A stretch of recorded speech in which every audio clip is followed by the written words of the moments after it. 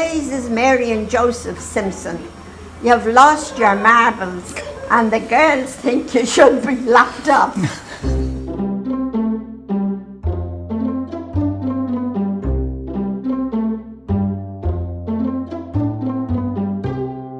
Hi, my name's Katie.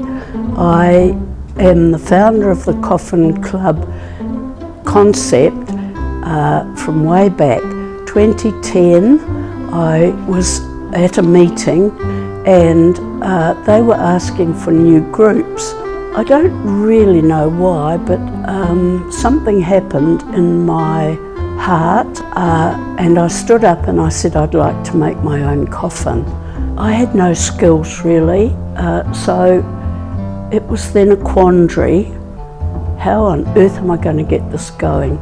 So I gathered a whole heap of old blokes, and they had the skills that I thought was necessary: carpentry, building, cabinet making, just good common sense blokes, most of them.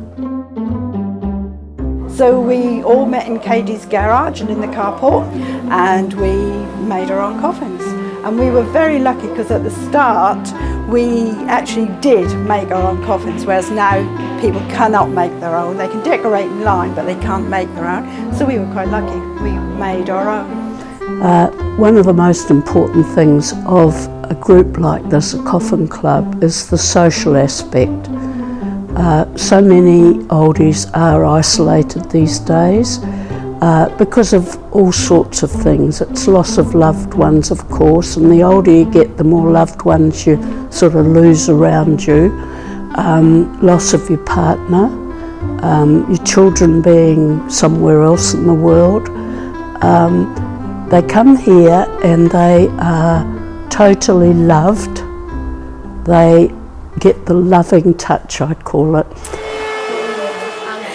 Well, Katie, she was a midwife, and through that she got to realise that when the babies are stillborn or premature, there wasn't really anything really for them to put the babies into. So she came up with the idea of making the wee baby coffins, and it just went on from there, and they got better and better, and we decorated them differently and put the teddies in and the wee hearts in, just to make it really, you know, it's a hard time for the parents, and that just does ease it a wee bit. And coming to Coffin Club, all the ladies and men have really helped me in deciding what sort of coffin we want. And we've decided that because we've done a lot of travelling all around the world, different countries, we've got a lot of photographs which other people, when we die, they'll just go to the dump. So we've sort of sorted out all our photos of overseas trips we've had, and I'm going to stick those photos onto the side of the coffin, so when I die, those photos will be with me for who knows how long, until they all rot away. I have got quite a different view to a lot of people on death, because I just think it's like you plan for your wedding, you plan for a baptism, you plan for this, but people do not plan for their funeral. I think it does genuinely help with the outlook that you have, and to plan your own as well, so it's going to be as you want it to be, not as people think it should be. It does help.